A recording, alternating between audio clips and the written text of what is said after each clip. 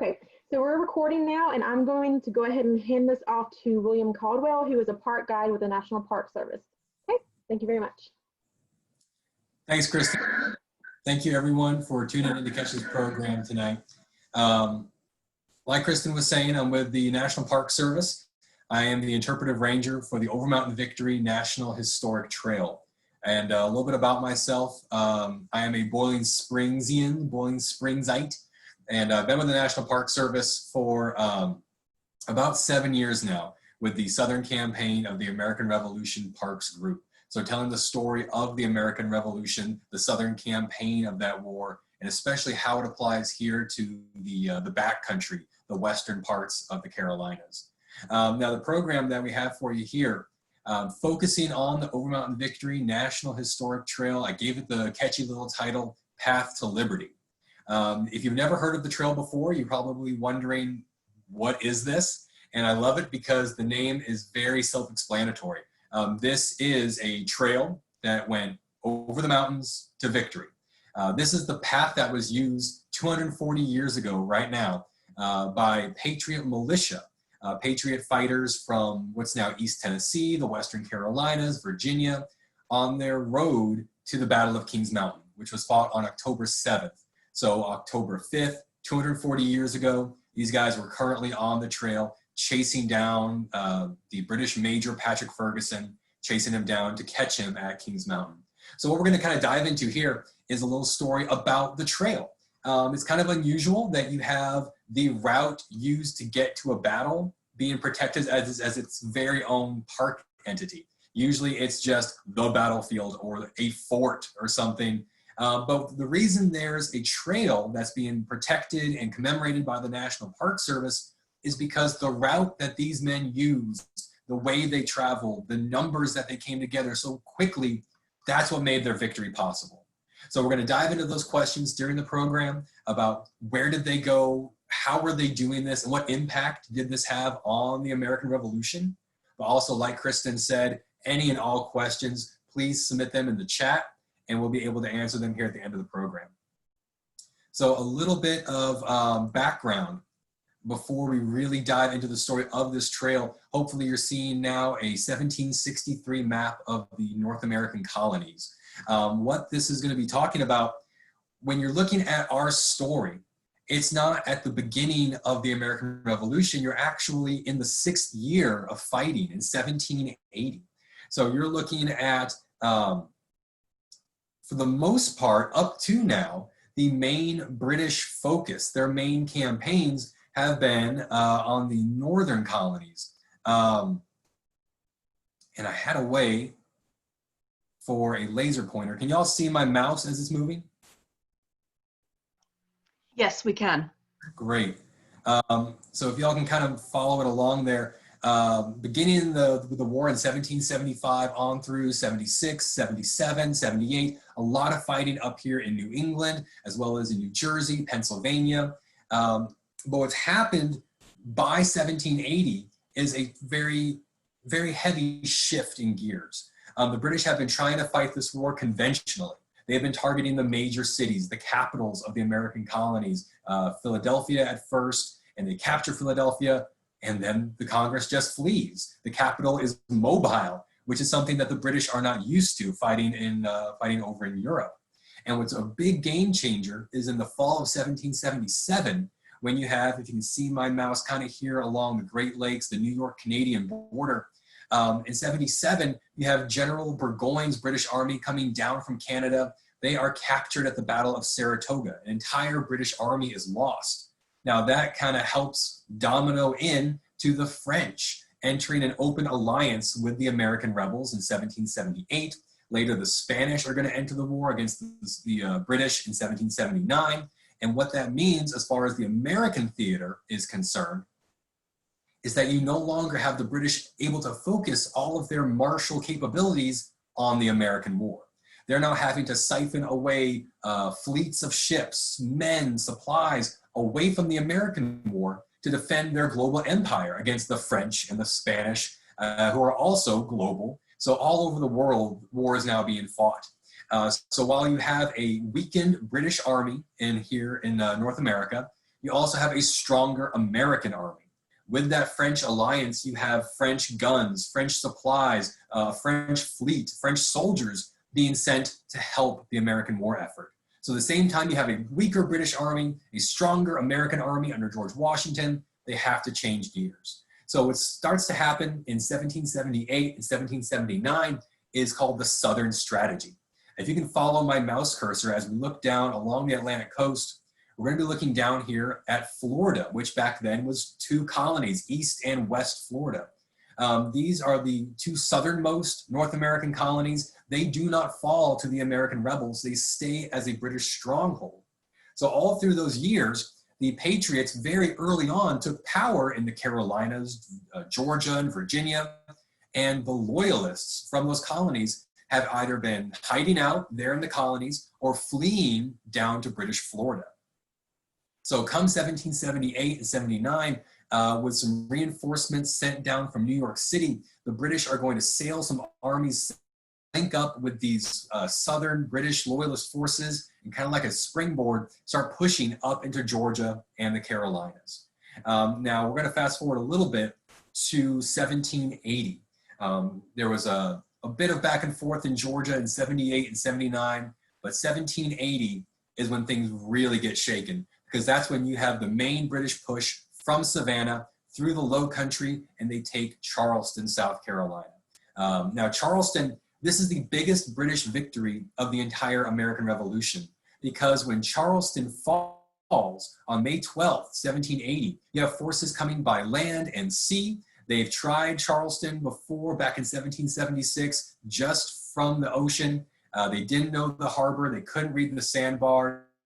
Failed attempt then. But now that they know the harbor, they have local guides, and they have many local loyalists who are coming out of hiding, coming from Florida, helping them move back into the Carolinas. This is going to be a successful victory.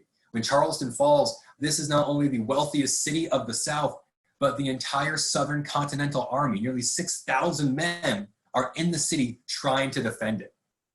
So when Charleston falls on May 12th, this is a major death blow for the American cause, or so everyone believes.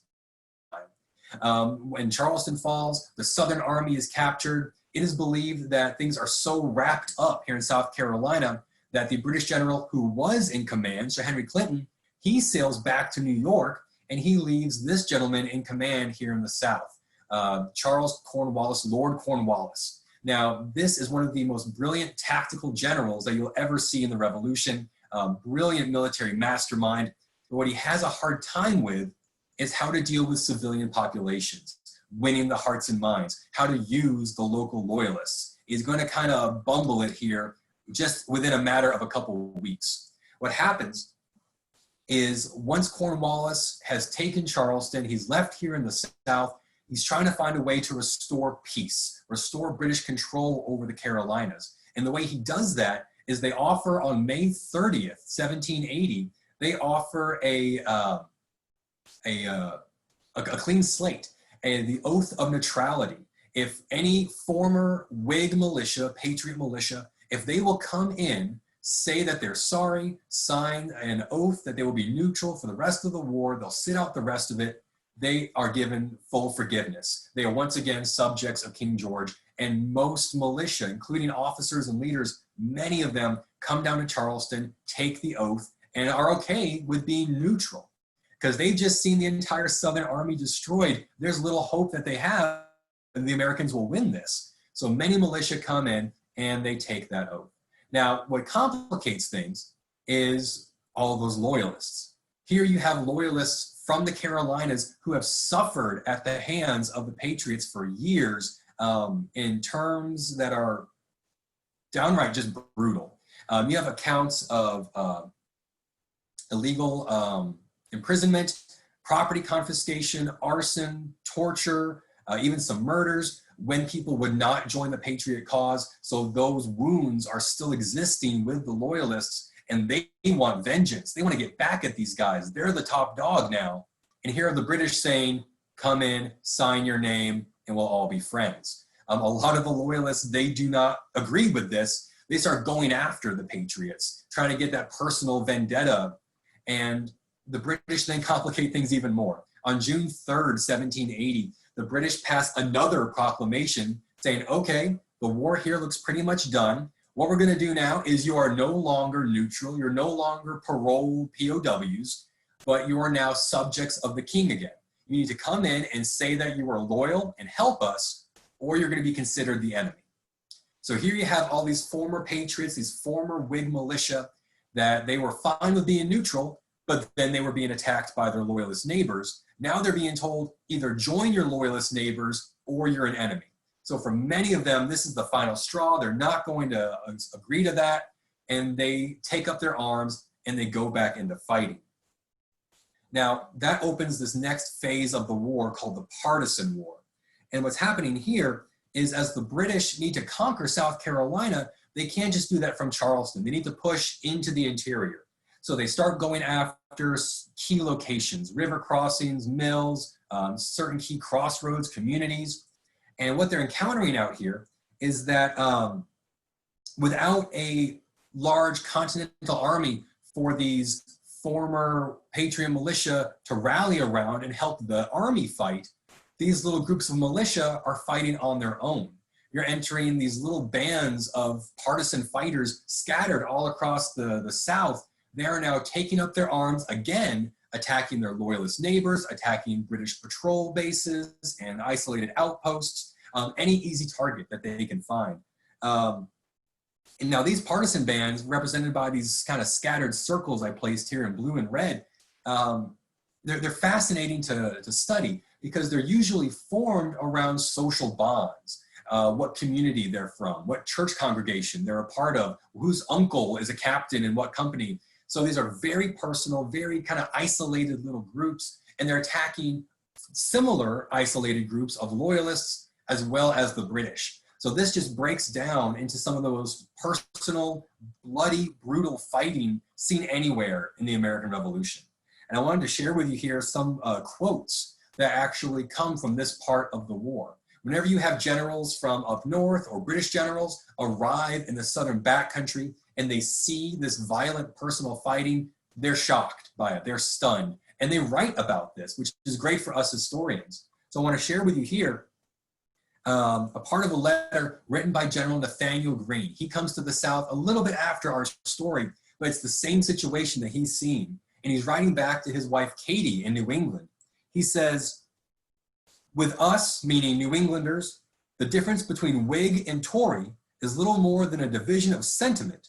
But here, meaning in the South, they persecute each other with little less than savage fury. You can have little idea of how the war was raged here. It has operated like a consuming fire and has hardly left a green thing." Now, I mentioned the British generals were also stunned by this. One of Cornwallis's right-hand men, Charles O'Hara, he writes that "I cannot even hint upon the scenes before me, which are beyond description wretched. Every misery which the bloodiest cruel war ever produced, the violence of the passions of these people are beyond every curb of religion and humanity. They are unbounded, and every hour exhibits dreadful, wanton mischief, murder, and violence of every kind, unheard of before." So what you're seeing is these groups taking to looting, torture, arson, just flat out murder, even of surrendered men, because of the personal nature of the fighting. You have layers of feuds and vendettas. They're just slapping a political label on it and calling it a military mission, but there's a lot of Hatfield-McCoy style stuff going on in the backcountry. Now, to stop all this, the British need to conquer the backcountry of South Carolina so they can push on into North Carolina. Their whole plan here is to take the South colony by colony, piece by piece, working their way up the coast. Now, the best case scenario for their plan is they'll be able to use the South kind of like a back door and push all the way up to George Washington's army outside New York City.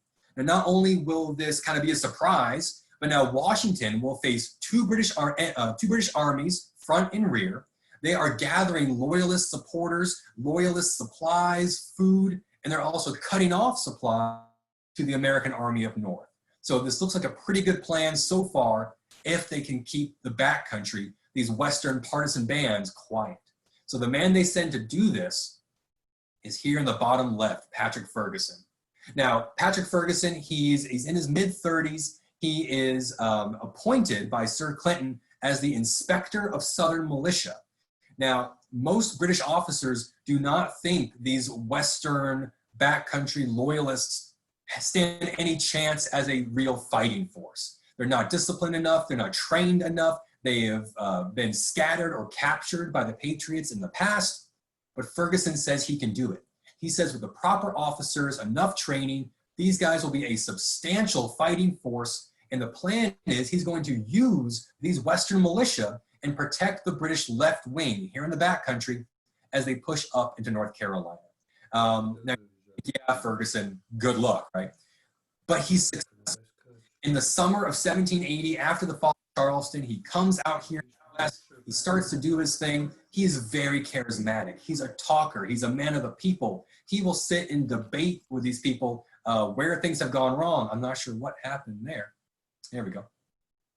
But he gets, by that summer, 4,000 signatures of men rejoining the Loyalist militia, helping the British cause. And with the 1,000 best trained of these militia, he is going to push up towards the North Carolina border and help get ready for the invasion of North Carolina.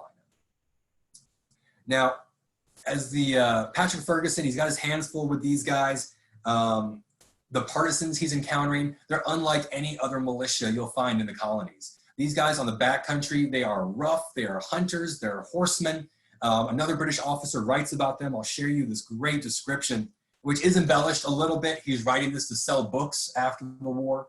But when George Hanger talks about the backcountry people, he says that this distinguished race of men are more savage than the Indians and possess every one of their vices, but not one of their virtues. I have known one of these fellows to travel 200 miles through the woods, never keeping to any road or path, guided by the sun by day and the stars at night, to kill someone belonging to the opposite party. He would shoot him before his own door and ride away to boast of what he had done on his return. I speak of backwoodsmen, of that heathen race known by the name of crackers. So you're looking at these groups of militia. They are partisans. They're fast-moving, well-mounted, rifle-bearing, good shots, and it's Ferguson's job to chase these guys down. Now, Ferguson isn't the only one with a tough job. As the British Army gets ready to push north, here you have this blue arrow coming south. A replacement American army is being marched down under General Horatio Gates. This seems like a great cause for the Americans. Gates is a bit of a war hero. He has disciplined, trained soldiers with him, and he's marching against Lord Cornwallis and the main British Army. Now, kind of encouraged by this, some of these Western partisans, they band together and they attack Patrick Ferguson's forces at a place called Musgrove's Mill on August 19th, 1780. They sneak past Ferguson's camp during the night. They get behind his army. They attack this small outpost. It's a great story for another time, but it's a victory, an American victory over some of Ferguson's men. Now, as they're preparing for their next step, they get bad news that this grand army led by General Gates has met with massive disaster at the Battle of Camden on August 16th, just a few days before. So these partisans in the backcountry, even though they had a victory, they are now the only substantial American force in the backcountry, surrounded by the British. They need to get out of there. So they flee north at a place called Gilberttown. They come up with a plan. They decide that they're going to scatter. They're going to hide out in their settlements. They're going to wait until an opportunity presents itself. They are too tired, too exhausted, too hungry. They're out of ammunition. They need to lie low for a while. Now, with them fleeing, Patrick Ferguson pursues. He catches a small group of these guys at a place called Cane Creek on September 16th. It's a victory for him and his loyalists. They scatter this small group of Patriot partisans. They send them fleeing into the Blue Ridge Mountains. And this has pretty much cleared the way for the British invasion of North Carolina. Lord Cornwallis, he pushes north, captures Charlotte on September 26th, and the British have now invaded the north. They are now steamrolling forward. Their plan is going well. Everything looks like it's coming up winning for the British. So here's a bit of a change of a map. This is actually a portion of the map of the Overmountain Victory Trail. You can see the lines of the trail kind of zigzagging through our terrain here. But to give you some bearings, the British flag here on the left near where it says Gilberttown or Rutherfordton today, that's where Ferguson temporarily has his headquarters. Then the other British flag on the right, there near Charlotte, where Lord Cornwallis and the main British Army are encamped. Now, Ferguson, from his headquarters here in the west, he pushes northward. His job, again, is to secure the western flank of the British advance. So he's chasing down these Patriot partisans, he's gathering supplies, gathering information, and he and his men, following some of their journals, they actually make it all the way up, kind of what's now Old Fort, North Carolina, off of I-40.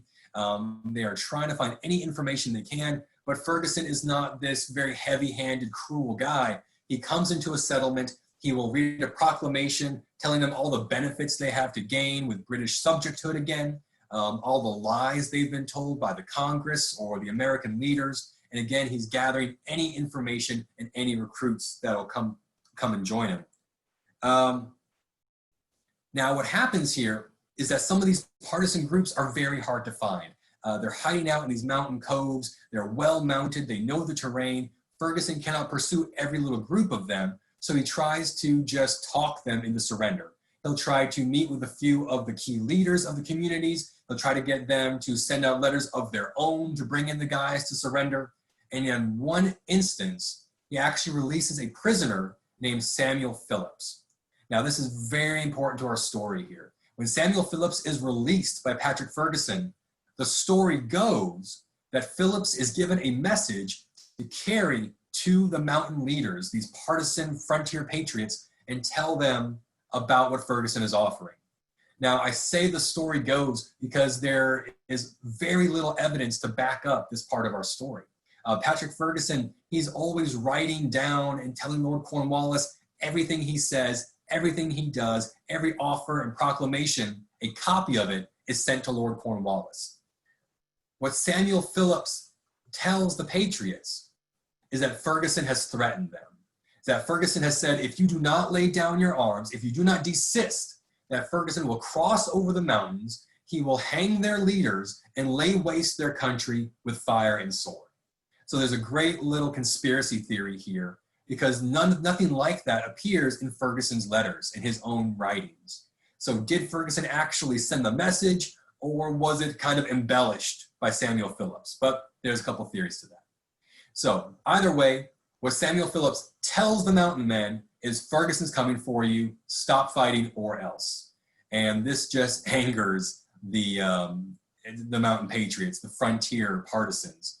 Now, Samuel Phillips, when he carries this message to the frontier, he goes straight to his cousin, Isaac Shelby.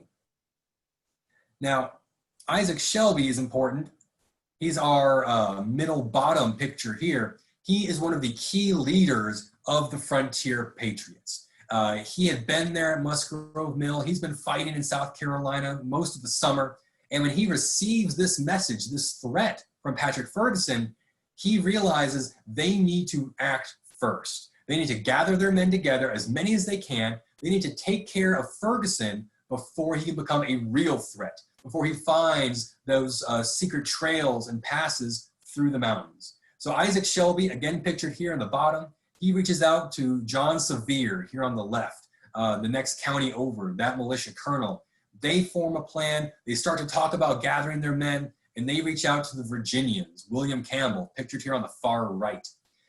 These men, it takes a little bit of convincing to get Campbell on board with this, but they decide that they can take whatever men they can spare from their regular home defense. They're going to take these men and they're going to meet at a place called Sycamore Shoals. If you look at my map here down on the bottom towards the left, you'll see it here. It's currently Elizabethton, Tennessee. And there's a nice picture of the shoals on the Watauga River there between Shelby and the map. But their plan is to meet here on September 25th and chase after Ferguson before he can chase them. Now, when these guys get together here, they finally meet on September 25th.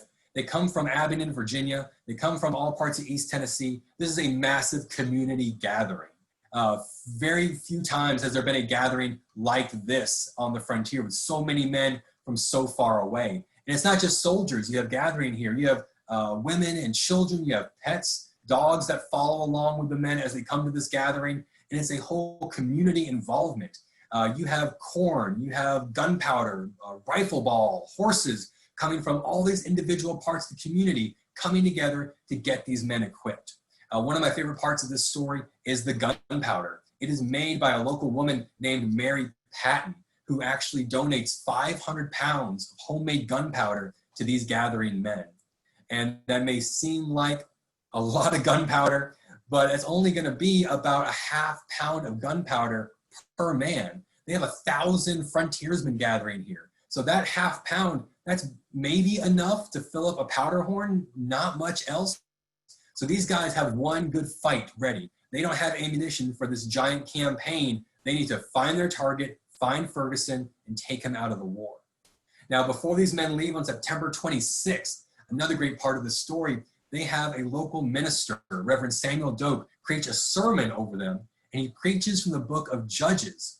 Now, I love how he chose this. I wonder, he must have chosen it on purpose, because he preaches about when Gideon leads an army against the Midianites. And before going into battle, the Lord tells Gideon to purposefully take a smaller, weaker army against the Midianites. That way, when Gideon has a victory, it will be proof that God was on Gideon's side.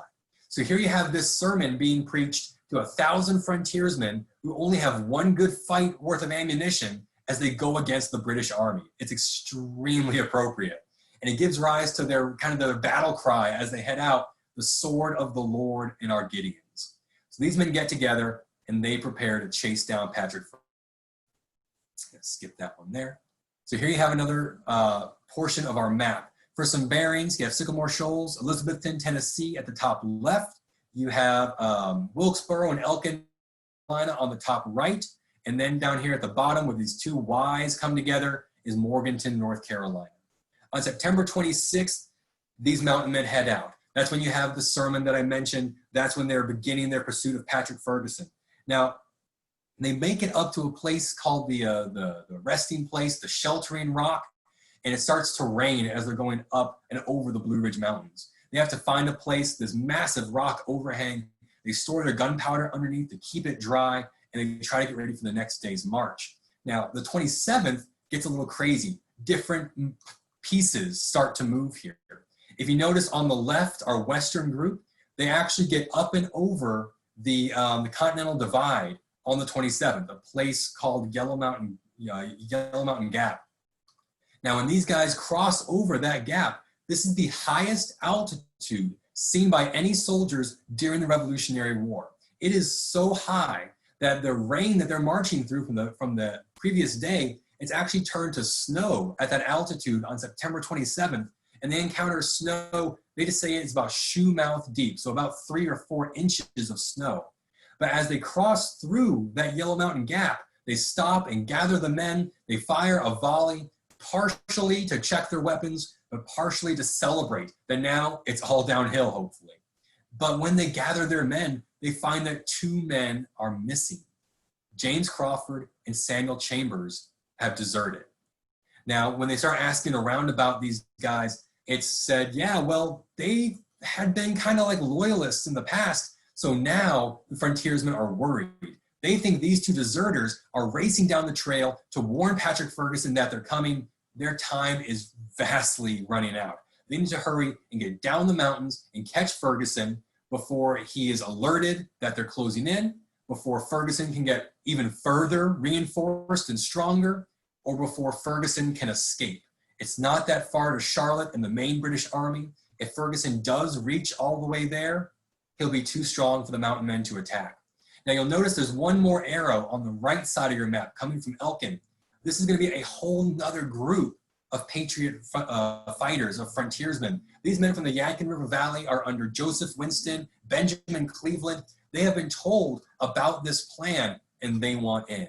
They gather their troops together. On the 27th, they start following the Yadkin River, pushing upstream to meet with these Western frontiersmen at a place called Quaker Meadows. That's just outside today's Morganton, North Carolina. Their planned rendezvous there on September 30th. So the next few days see these men follow the trail, pushing as fast as they can, and their numbers are growing as they march.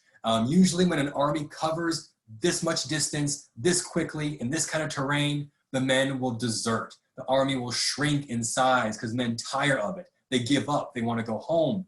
These guys are growing.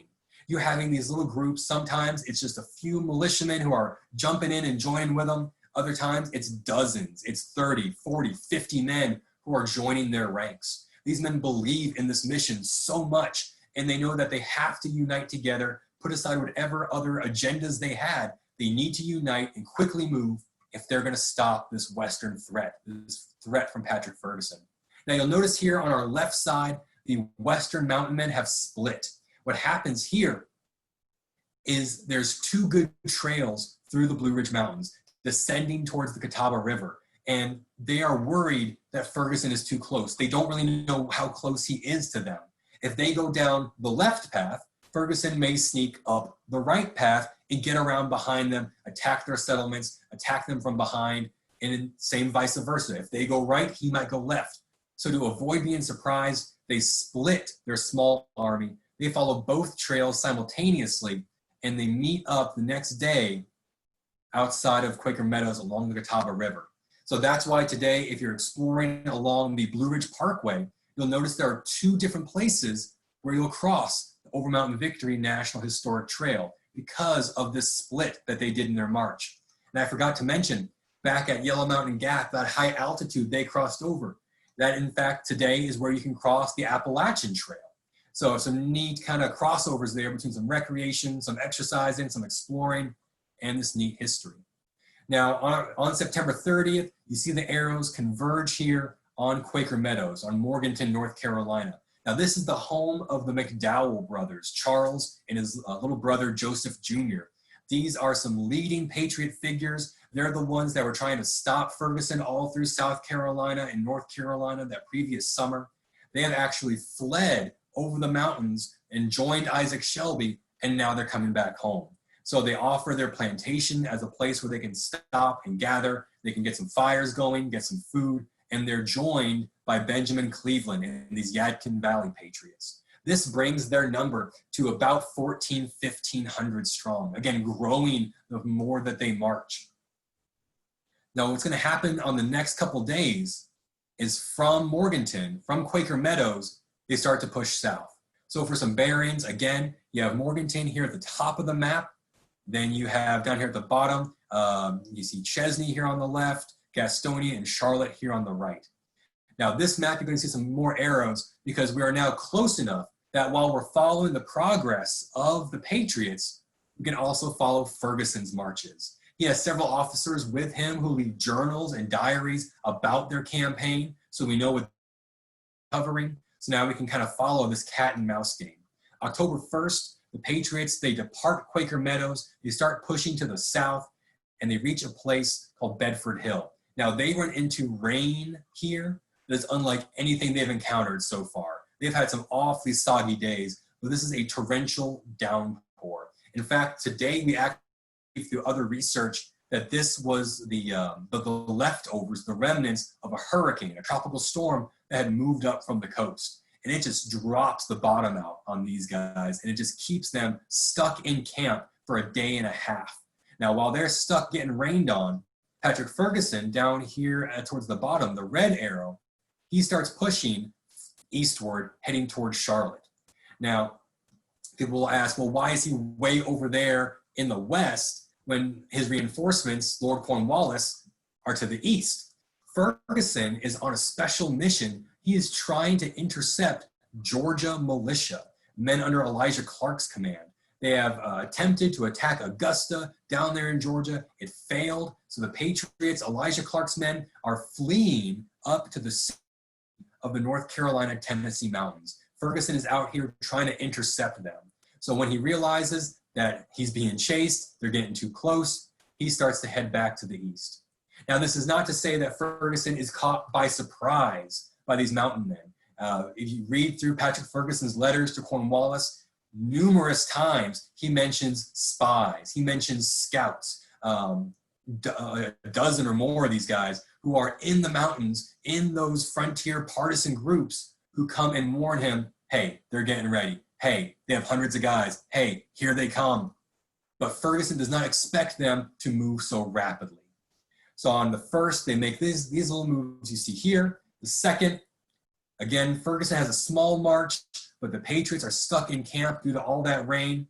But then as we progress, the third, and finally the fourth, Ferguson is camping in what's now around Shelby, North Carolina, and the Patriot over mountain men, the Yadkin Valley Patriots, they're pushing down and they arrive at Gilberttown. This was the last known headquarters of Ferguson, and they are sure that he is still there. They're gonna find him, they're gonna defeat him. They give their men these rallying speeches and battle cries and get them all whipped up, and Ferguson is gone. They're pushing towards the plantation there at Gilberttown, and a young boy runs out, tells them, hey, you missed him by a week. Ferguson hasn't been at Gilberttown for almost 7 days now. So they're a little disheartened by this, they're a little discouraged, but they decide to keep pushing forward. Hopefully they can find his trail, they can pick up the chase, and they can attack him. So October 5th, you see the next day's march. Now Ferguson is starting to push a little closer to Charlotte, but he's not making these huge marches. He is not actually trying to reach the safety of Lord Cornwallis's army. If you read some of his letters, he's pretty proud. He is certain that his men can have a victory if they can just find the Patriots and attack them if they're reinforced. He's asking for just a couple hundred soldiers, a couple hundred cavalry. That's all he would need to defeat these frontier militia. Because remember, Ferguson's whole idea of these loyalist militia, it's kind of unpopular. So he's trying to find a way to prove that his idea will work. And if he goes running back to Cornwallis, his tail between his legs, that's admitting that he was wrong. It's admitting that his men cannot do their part. So he wants to make a stand somewhere. Now, on October 5th, today, 240 years ago today, the Patriots, they reach a place called Alexander's Ford on the Green River. This whole day's march, they're looking for signs of Ferguson's trail, and they're finding nothing. They don't know where he went. They can't find where he is. They're awfully discouraged. They decide, okay, one more day's march. We'll try to find some trail. And if not, it's plan B, plan C. They have some contingency plans in place. But what happens here at Alexander's Ford is a total game changer. As they're camped there on the Green River, into their camp comes riding a South Carolina officer named James Williams. Now, if you can kind of see my mouse cursor here on the screen, the word October, somewhere above the B of October is a camp of hundreds, possibly maybe near 1,000 additional Patriot militia, men from Thomas Sumter's command, men like Edward Lacey, William Hill, James Williams, William Chronicle, William Graham. These men are getting together because they know something's going on. They are trying to figure out where they can join up with these mountain men and help them attack Ferguson. So James Williams, he rides over from their camp. He finds the mountain men. He says, hey, I have a bunch of men under my command. Let's go after him. Let's get Ferguson. And then here's where there's another conspiracy. I love all the different what ifs and who do you trust that happens in this story. What James Williams tells these mountain men is that Patrick Ferguson is heading to the south. If you go down near where current 96 South Carolina, Greenwood, South Carolina is today, you have Fort 96, a major British outpost for holding the Western Carolinas. James Williams tells the mountain men that Ferguson is going to the fort. And if they head that way, they'll find his trail, they'll catch him, they'll defeat him. Now, I say there's a conspiracy here because did James Williams actually believe that? One side says that, yes, he thought Ferguson was going to the south. He wants to go down there and he wants to defeat him. But the second theory is a little juicier. The second theory says that James Williams knows that Ferguson is nowhere near 96. He knows that Ferguson is making his way over towards Charlotte, but he wants to attack 96. He's from down there. His plantation is down there. He wants to liberate that district. He is okay with rerouting the mountain men to his own personal target and having them give up the chase of Ferguson. So there's both sides of that story. In the years after the war, there's a bit of mudslinging between these officers, all kinds of blaming different people. So it depends who you want to believe with that one. But either way, James Williams tells these guys, we're going to the south, we'll meet you in the morning, and he comes back to his camp. Now, when he arrives back at camp, where you have William Hill, Edward Lacey, these other men waiting and gathering together, they ask him where he's been. And he tells them, oh, I found the mountain men. I told them to go south, to march for 96. Now, this possibly could have happened while Williams was away, but a local man came through Edward Lacey's camp with news about Ferguson. He's been in his camp. He knows the trail. He knows he's going towards Charlotte. So rather than see these mountain men get derailed, Edward Lacey, he borrows a horse. He rides all through the night, and he finds the mountain men camp, tells them the correct information, where Ferguson is, which way he's going, and a new plan is made. These two groups are going to merge at a place you can see just on the bottom of the map here, Saunders Cowpens. Today it's Cowpens National Battlefield. But on October 6th, the mountain men make their march down here to the Cowpens, and they find about 1,000+ reinforcements waiting for them. Again, Frederick Hambright, William Hill, Edward Lacey, William Chronicle, now joined with Isaac Shelby, John Sevier, William Campbell, Benjamin Cleveland, Joseph Winston. You have a who of frontier patriots coming together in this little cow field in the middle of the backcountry. Now, on that same day, Ferguson makes a big pushed march, and he arrives at a place that he calls Kings Hill, Little Kings Mountain, a few different names for it, but it's this kind of footprint-shaped ridge, a rocky ridge there just below the North Carolina border. Now, when these patriots come together at the Cowpens, they are exhausted. These guys have been in the saddle almost nonstop, gathering food they can find. They are facing starvation. They are exhausted. They are soaked with rain, and it's getting early October, so it's chilly nights, not healthy conditions.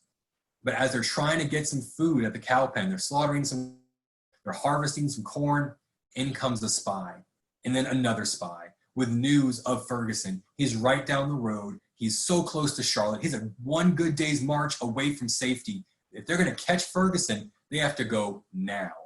Now, these men are in no condition to just take off. They don't have the time to rest. So what these commanders do, they walk around, and out of this army of 2,800, they pick the 910 best marksmen with the freshest horses. They put them together. About 9:30 at night on October 6th, they start moving out. And as soon as they get on the trail, another rainstorm, massive thunderstorm just opens up on these guys. So all through the night of October 6th, the morning of October 7th, these men are following their scouts, their spies, closing in on Ferguson's camp. Now, what's even better, they're getting solid intelligence back. It's not just, hey, I found some hoof prints. They're finding people who were in Ferguson's camp, locals who took him chickens or eggs that morning. They know where he's camped. This little rocky ridge that he's on is a well-known hunting camp.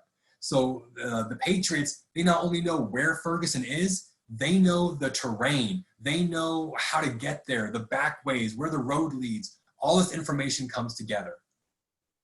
And finally, on October 7th, just about noon, the rain has slowed down and stopped, and these men find themselves at the base of Kings Mountain. Now, this little rocky ridge, heavily wooded on the sides. You'll hear people talk about, well, Ferguson, he didn't dig in. He didn't entrench it. Why didn't he try to defend himself better? But the accounts from the eyewitnesses who were there say that it was so rocky and it was so steep that it was like charging a regular built fortification. It was like charging a redoubt. There's no simple way to just go up this rise towards Ferguson's camp. So he's pretty secure in his location. But they need to cut off his escape. Again, he's only a day's march from Lord Cornwallis. So they come up with a plan. They're going to surround his entire position. That final morning, as they're closing in on Ferguson, they intercept a letter from Ferguson to Lord Cornwallis where he boasts about how strong his camp is, how good a position, and not God Almighty nor all the rebels in hell could move him from this camp. So it's a pretty big boast. So these guys surround it. They They start to move in. At 3 o'clock, the first shots are recorded. They're spotted by some guards. It takes about 15 minutes before everybody gets in place around the ridge, and they're swarming up the hillside. An hour and 5 minutes later, 4:05, the battle is done. In just that short little bit of time, Ferguson's entire force, 11 to 1,200 men, is totally destroyed. They suffer 227 killed on that hilltop, over 700 taken prisoner, and 28 patriots lose their lives going up those steep wooded slopes. Now they're going to be buried in mass graves there on the battlefield, just piled up rocks, piled up logs and debris. And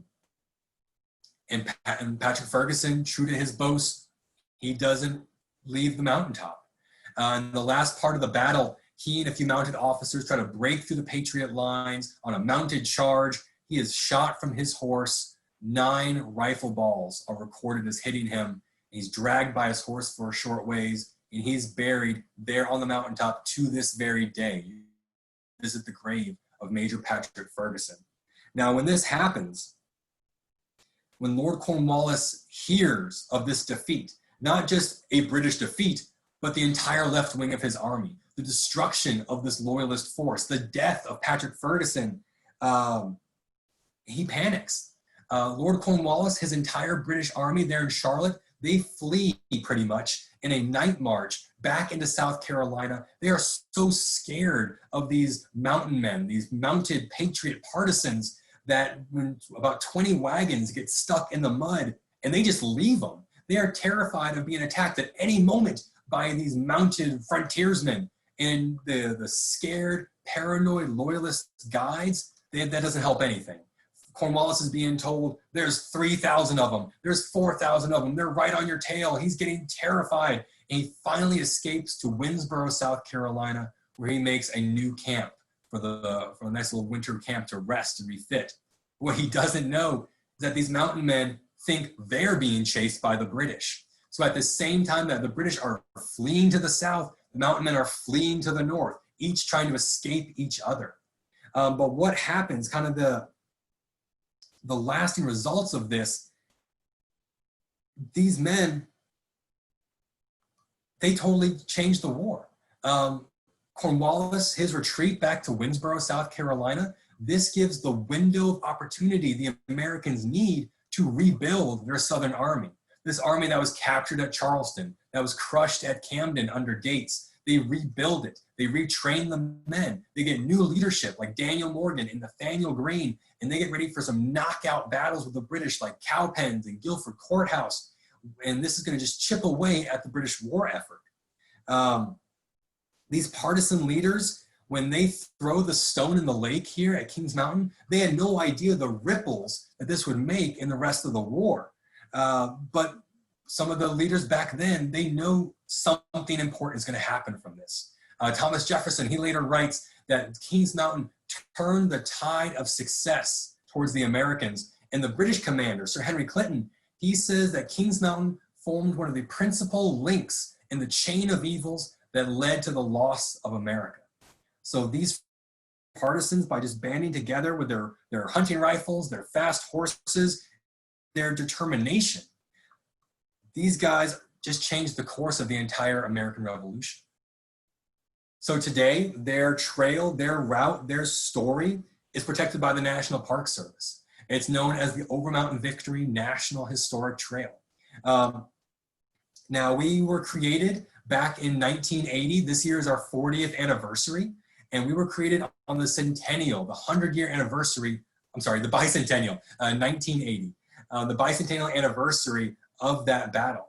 And we are protected today by a couple different great features. You'll notice there's kind of a dark brown line on the map. That is a 330-mile commemorative motor route where you can drive from Kings Mountain all the way along their trail up to Tennessee, Virginia, and up into North Carolina. But also, we try to increase recreational opportunities. We have almost 80 miles of hiking trail that is either beside or within a half mile of that original 1780 route that those men used.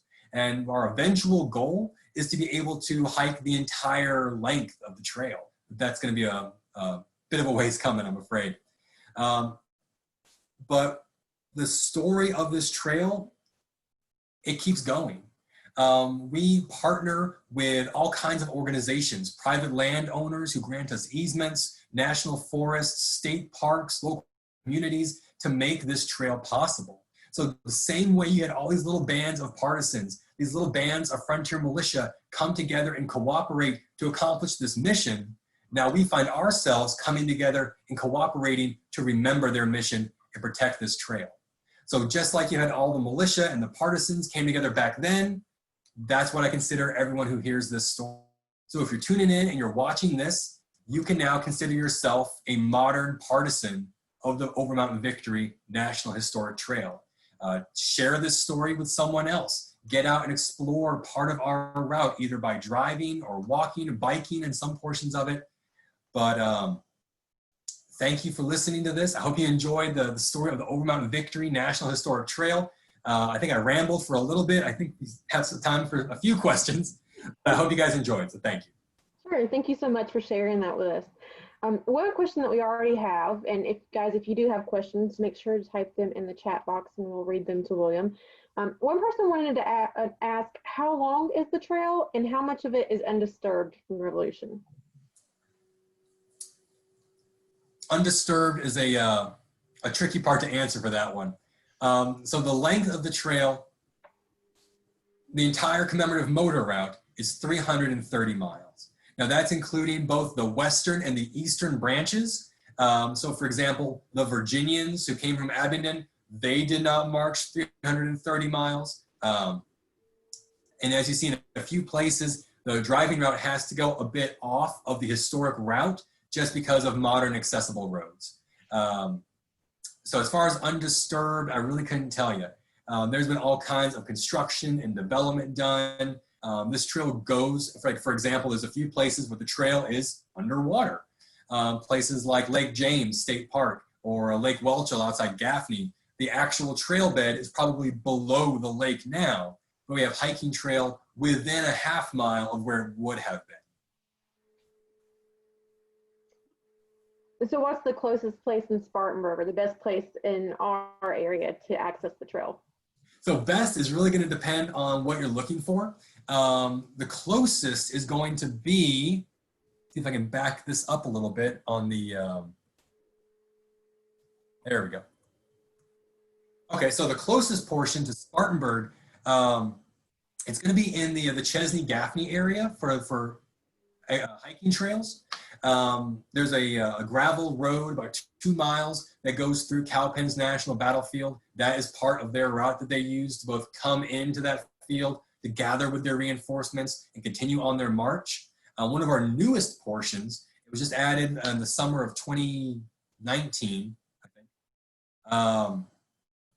That is going to be, it's 2018. I'm sorry, I think it's 2018. Well, now I'm guessing myself. 2019. Geez, I'm sorry. Over there at Lake Welchel, outside Gaffney. The trail that they used was following the creek that they dammed to make the lake, but we just added a few more miles that is within a half mile of that original road. So now there's 7.5 miles of hiking and mountain biking trail all the way around that lake. Some beautiful trail there. I'm kind of partial to more mountain, more woodsy hikes. So when you get up outside of Lake James State Park in Morganton and Nebo, of course, being able to get up and follow the Mountains to Sea Trail. There's a small portion of that is along the Overmountain Victory Trail. Also being able to cross the Appalachian Trail is kind of a pretty neat deal. It's a 7-mile uphill hike, but beautiful once you're up there. And if people want more information or to access maps about the trail, where would they go for that? So for digital maps, you can go to our website. It's www.nps for National Park Service, .gov for government, because we're government. And you're going to do a slash and do OVVI for Overmountain Victory, OVVI.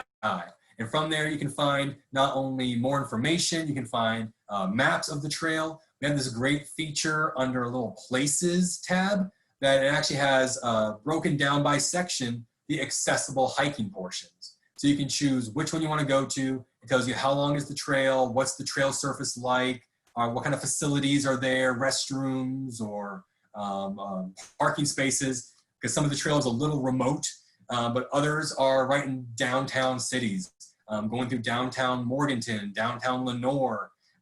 You have some trail that just follows the sidewalk there.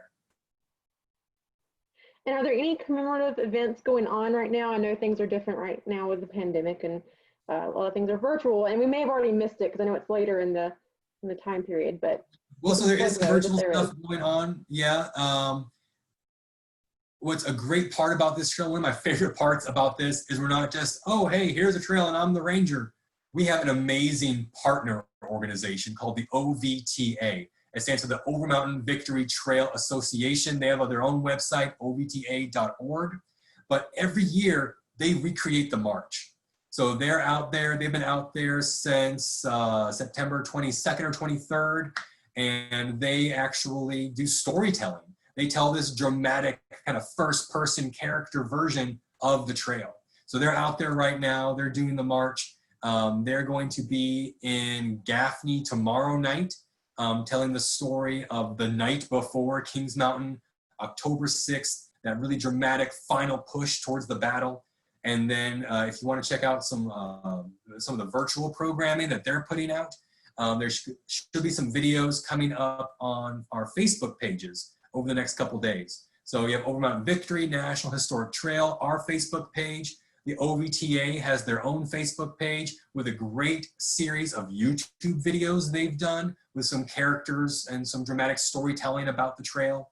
And then also Kings Mountain National Military Park. They have their own website, own Facebook page with a lot of stuff coming out on the 7th for the anniversary of the battle. Okay, sounds good. Well, that's all the questions we have. So I guess we'll go ahead and wrap up. But thank you so much for coming online and sharing with us tonight. Of course, thank you guys for having me. Hope you enjoyed. Thanks.